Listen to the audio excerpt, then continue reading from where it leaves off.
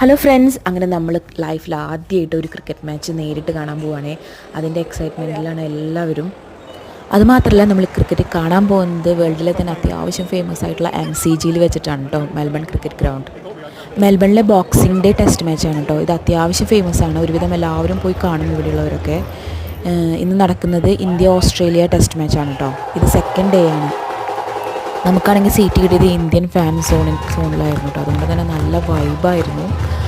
നിങ്ങൾക്ക് കാണുമ്പോൾ തന്നെ മനസ്സിലാവുണ്ടാവും.